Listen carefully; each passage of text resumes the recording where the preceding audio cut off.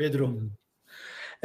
Doutor, vou tocar num ponto incômodo, sobretudo para o nosso chat. Aliás, pedir para vocês, por favor, se vocês acreditam no nosso trabalho, a gente tenta fazer o nosso ofício com a máxima responsabilidade.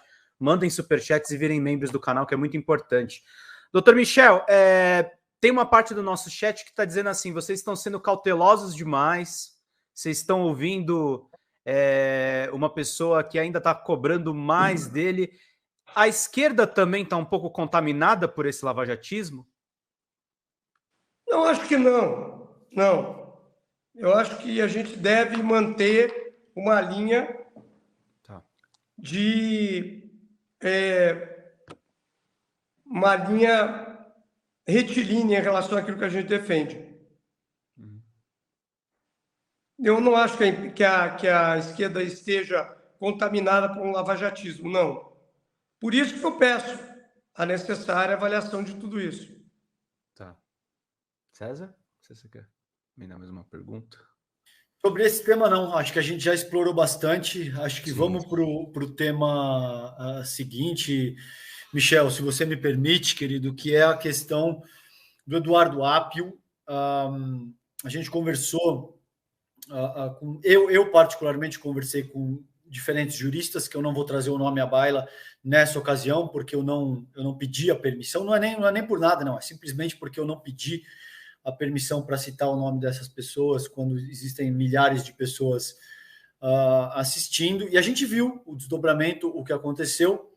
A gente viu o Valfrido Vardi, os advogados do escritório do Valfrido Vardi, sobretudo o Pedro Serrano e o Rafael Valim, contestando a validade da perícia que foi feita pela a Polícia Federal, né, que atestava aí, acho que tecnicamente é um +3, o que equivale a dizer que é uma possibilidade muito intensa de que, de fato, aquela ligação teria sido feita pelo Eduardo Apio, e uma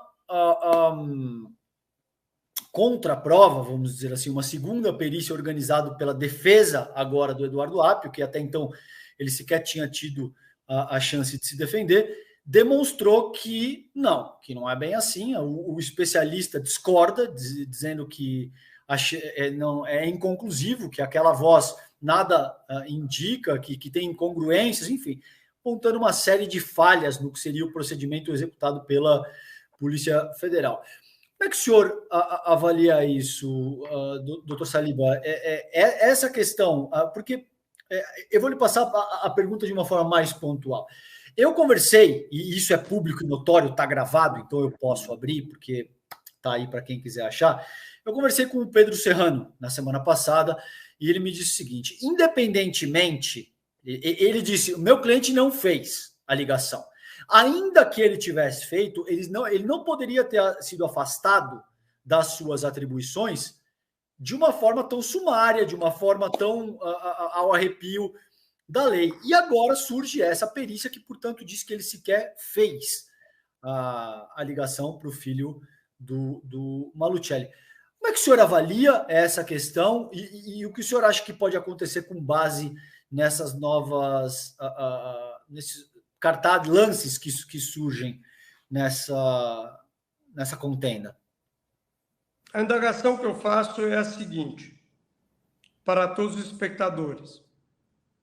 Se tivesse ocorrido isso com a juíza Gabriela Harter ou com o desembargador Marcelo Malucelli, uma acusação desse jaez, eles teriam sido afastados ou o processo desencadearia e eles permaneceriam no cargo?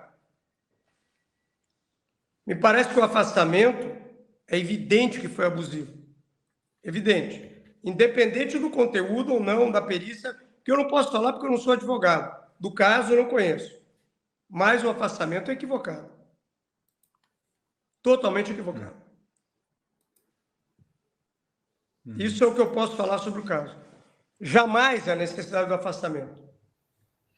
E Pedro, antes de te passar, eu gostaria de sanar mais uma dúvida, aproveitando, Michel, a vossa a experiência enquanto jurista. Nesse caso, tradicionalmente, não necessariamente no que diz respeito só ao que diz a PF e ao que diz a defesa do Appio. O que a gente tem como mecanismo de resolução de conflito? Porque agora você tem a Polícia Federal dizendo uma coisa e você tem a defesa dizendo outra, ambas amparadas, ao que tudo indica, por perícias técnicas. Nesse caso... Eu acho que isso deve ser objeto de uma perícia complementar, de um processo, mas ele deve permanecer no cargo. Essa é a posição. Opa, acho que o doutor caiu. Acabou de ter essa... deu um probleminha aqui, acho que no celular dele.